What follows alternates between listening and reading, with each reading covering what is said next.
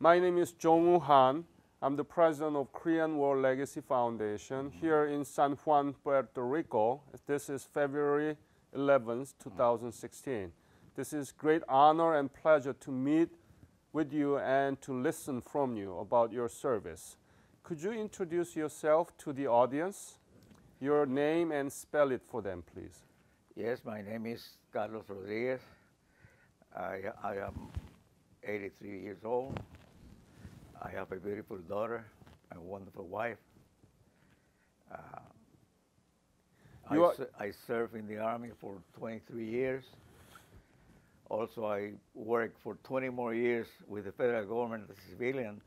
So I gave the government 43 years of my life. That's a real big commitment. Right. What is your daughter's name? She's with you now. My daughter's name is Edna Rodriguez. Edna Elia. Elia. Edna Elia. Edna Elia. Edna Elia. Thank you for being with us, okay? What is your birthday? I was born on August the 20th, 1932. Wow, so it was right after the Great Depression. Close. Yeah, 1929. Right. Close. Where were you born? I was born in Camuy, Puerto Rico. It was Camuy. And tell me about your family when you were growing up, parents and your siblings. Well, my father used to work in a sugar mill for many years. My mother was in housework. I have three more brothers. I had 2 brothers and 1 sister, all of them married. My father and mother passed away a long time ago. So my wife's name is Roselia Rico. I have been married for 62 years, plus 5 years that we went before I getting married. So I have been with her for 67 years. That's a long time. You are endangered species. These days, people just divorce. People say that I should get a medal. Yeah, you need another medal. So when did you finish your high school? I finished my high school in 1950. Mm-hmm. And did you know anything about Korea when you were a student? I was so young, you know. I didn't. Maybe I heard something, but I didn't put it to. How about in the classroom? Did you learn anything about Korea from school, history textbook? No, in the history the only history that I took was the history of the United States. Was the only history that was teaching in high school. So you didn't know nothing about Korea? Until I went there. Mm-hmm. When did you join the military? Why did you join the military? Were you drafted or enlisted? Well, I was drafted. Tell me, when were you drafted?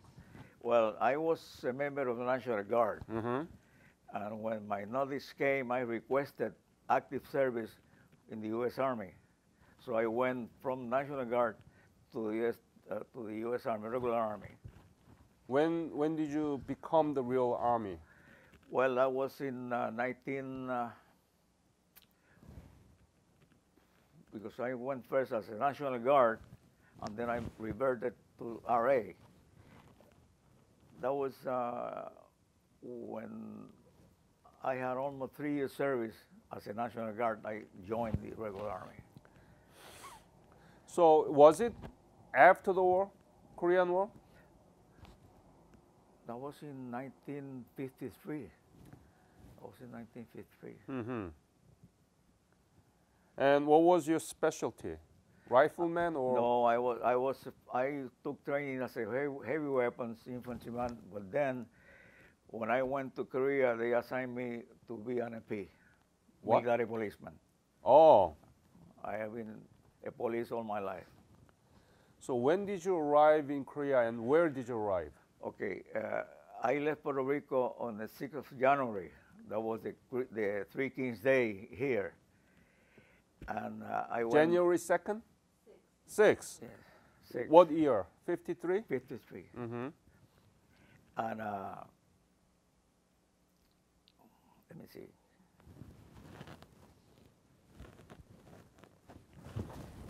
What was the question again? I can. When did you leave Korea? I mean, to Korea?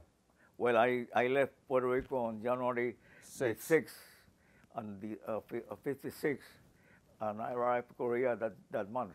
That month? Where? I went from here to California, and from California we took a boat and went to Yokohama. Mm-hmm. We stayed there one night, and from there we went to Korea. Where did you arrive in Korea? Where? Yeah. In Incheon. Incheon. Right. Tell me about the first scene of Incheon when you arrived there. How was it? Do you remember anything about Incheon? When I arrived in Korea? Yeah. Well, when I arrived in Korea, everything was quiet. I got to know people, Korean people, and during my duty around Seoul, where I was stationed, the only thing I regret was going behind a honey bucket truck. Honey pocket, right? Honey bucket. Remember, right? Yes. Smells so bad. No, not too good.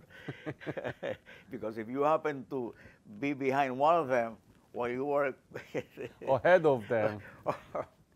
or you were having lunch in the mess hall, and one of the trucks came in to collect. That was it.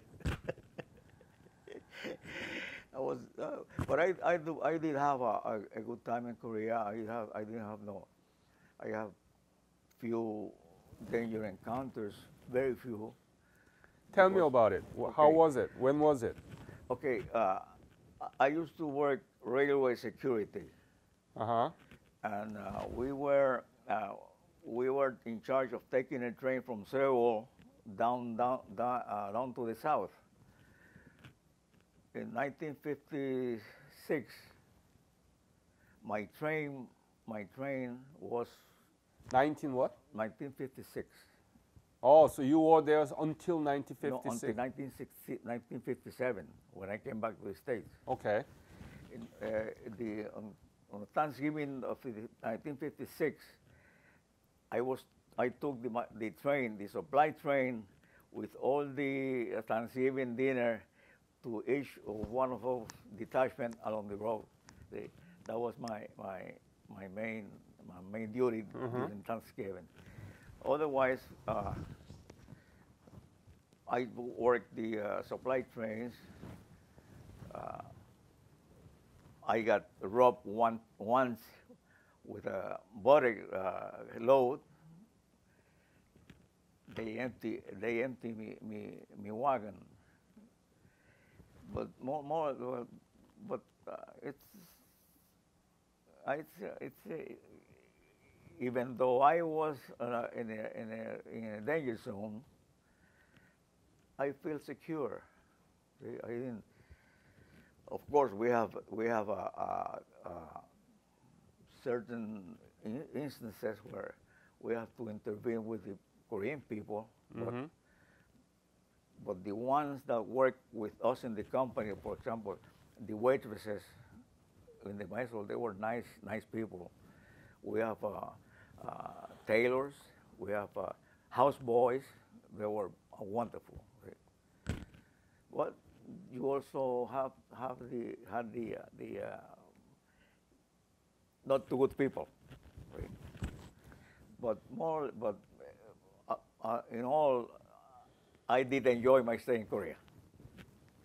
Tell me about your duties in Seoul. You said you were in Seoul, right? Right. And you stayed there until you left? No. Well, yeah, I stayed there until I left, but I did different duties. Okay, I used to patrol the city. I full duty inside the Capitol building in Seoul. I went through the off-limit wards. Okay. I worked security in the post exchanges. I worked, the USAC train was a passenger train that went from Seoul down to Incheon. Okay. And it was was security. All was security, security, security. Describe, talk to the audience about the Seoul you saw in early 1953. It was during the war, right? Yes. Well, after the war, because I didn't took part in the war by itself, Right. right? But But you arrived in January 1953. 56, right? 56 or 53? 56. You arrived in Korea in 1956? 56, and I came back in 57. I joined the service 1953.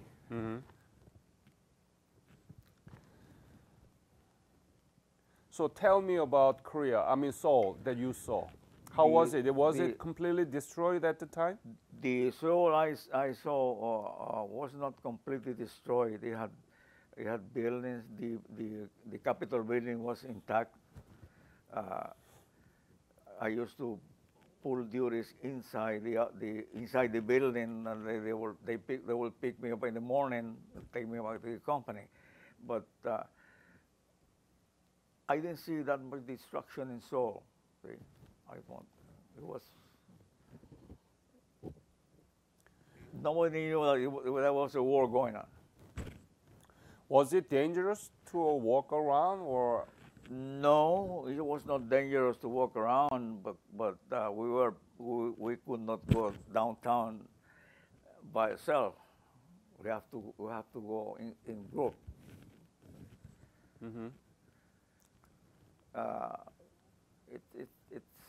It's something that that I would like to go there right now and see the city how it is. Yeah, right. I would like to see how it is now, because they tell me that it's a beautiful city. Beautiful. I would like to go and see it. So let me confirm one more time. You arrived in Seoul 1956. Okay. You have to keep in touch with me, because Korean government is now inviting U.S. soldiers who stationed after the war in Korea. So it's called revisit program, and Korean government pay for most everything, almost everything. And you can go back and see where you were, and you're not going to believe your eyes. I imagine so. I was stationed at Yongsan. Yongsan, yes. Yongsan. That was where my company was there, my seed company. But I would like to see Seoul now and compare. My house is in Yongsan. No kidding. 8th Army. 8th Army. Right across that. Right, 8th Army. Yeah. 728 was part of the 8th Army. Tell me about the life in Korea. Where did you go sleep? What did you eat? I mean, many children are watching this, okay? And they want to know, how was your life in Korea? Well, my life in Korea was, it was not an easy life, because we worked a lot of long hours, and we worked 7 days a week. The only thing that actually bothered me was not being able to be with my family. And not able to see my daughter that born while I was there. When I came back, she was 1 year old already. See, that was the only thing that bothered me. But the Korean people were nice to us. The one that worked for us, they were nice to us, and it was quite an experience. It was quite an experience. How much were you? What was your rank? At that time, I was an E5, Sergeant E5. Sergeant? E5, right. E5. So how much were you paid? How much? Your salary? My salary? Jesus, I don't remember how much I made. I don't remember. You don't remember? I don't remember. Around $300? More or less. Yes. More or less. And did you have a housing? No, because I was by myself. By yourself? By So you myself, sleep in the barracks, right? In the barracks, right? Yeah, in the yeah. barracks. many of our NCOs, well, they had girlfriends downtown, and they went downtown and stayed with them overnight. That was a no-no, but they did it. You know. What the heck? What was the most difficult thing during your service in Korea? My most difficult time, not having my family with me. Ah. Were you married at the time? Yes, I was. And I already had one kid, one son. So when I went to Korea, my wife was pregnant of her. And while I was there, she was born, and I met her in 1957, April 1957. That was my main, because we being so far away from them, you know, and not knowing that you can be there for her, for them, but it's hard. So But did you send the money back to your wife? she's every month. Every month, Yeah. She receive an allotment from the army, from the service. So, but still, I send money every month. I didn't go out with women. I didn't drink. You kidding me? No. Wow. No. I didn't touch a woman. Nice father, huh? I didn't touch a woman while I was in Korea, Oh, and I didn't touch a woman while I was in Vietnam. I said, well, no. wow. I want to see your wife. She is the happiest person in the world. She is. Wow. Did you know why you were there in Korea? Well, it was the reason was because of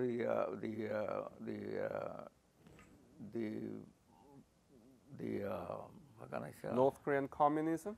Right, and the trying to overrun South Korea from North Korea. See, that was fighting the communists.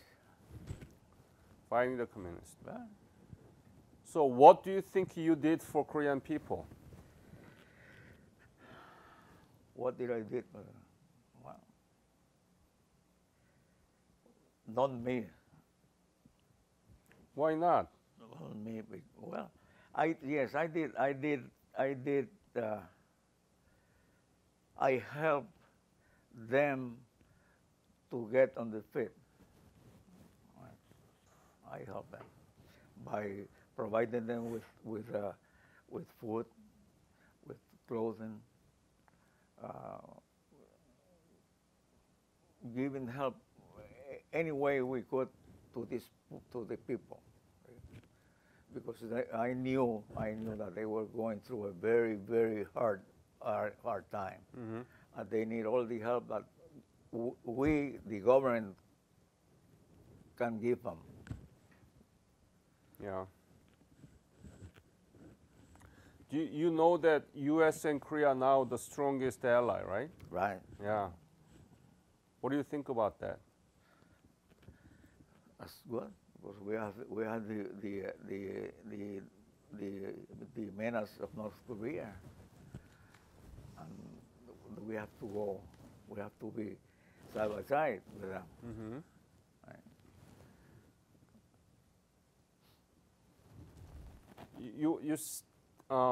So when you leave, when you left Korea, and you continue to serve in the army, right? Right. Yeah. Do you have any message to our younger generation about your military service? The military service either the military service makes you a man or destroy you. It's up to you. Mm-hmm. If you go there, you got to obey, do what you're told, and do your best. But the army can destroy you or can make you a man. I think that the army worked. That's a very good point. The army worked for me, and what I am now, I owe to the army. You'll do that again? Sure, Ah. anytime. Right now, I'm not that young when I was in Korea, but but if they call me and they need me, I'll go. No problem. Oops. Oops, sorry.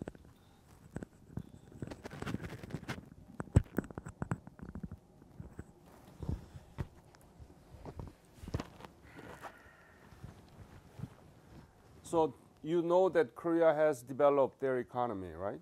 Right. Tell me about it. What do you know about Korea now? Very little. Very little. Uh-huh. Very little. Just whatever you know. Tell me, please. I really don't know. Right. You know what? When you were in Korea in 1956, Korea was really poor. Mm-hmm. Now Korea is 11th largest economy in the world. Do you know that? No, I don't know that. Korea is the 7th largest trading partner to the United States. Mm-hmm. Do you know how many Korean people live in the United States? I imagine many of them 2.2 million officially. officially. So that means around 3 million here. You know? And if you go to university, there are many, many Korean students study here in the United States. We were able to develop our economy, and you came to us to protect us from the North Korean communists. Right. So I call that as a Korea defense veteran. You know Korean war veteran, right? Mm-hmm. Well, I was not actually in combat, but I went to Korea and stayed for 15 months there. So that's why you are Korea defense veteran, Right. not war veteran. Not war veteran. Yeah. That's correct. But you know, still there are U.S. soldiers in Korean Peninsula, Yes. like yours. Right. Yeah. So are you proud of your service? Sure. Always. Always. What are the most proudest thing that you can talk to me?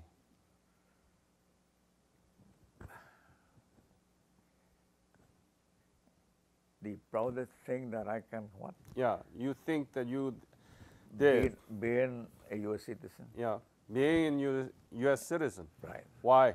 Why? Because I was born here, and that's what I know. I know my birthplace and my citizenship. Mm-hmm. And I love that. If I tell you that I don't like it, I'm lying. But that's my proudest thing. I'm a U.S. citizen, and I'll defend that anytime, any place. Mm-hmm. So you said that you want to go back to Korea, right? I would like to go to see Seoul, because to compare. They imagine to have big buildings and many new things. The Seoul is now 10th biggest metropolitan city in the world.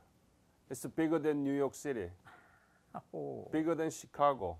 Mm-hmm. Yeah, it's one of the 10 most biggest metropolitan city in the world. Mm-hmm. Yeah, there are about 10 million people lives there. 10 million. That's a lot of people. Yeah, a lot of people. Any other stories that you want to share with me about your service? Think about it. Anything you didn't tell me, give me some secret. so long ago.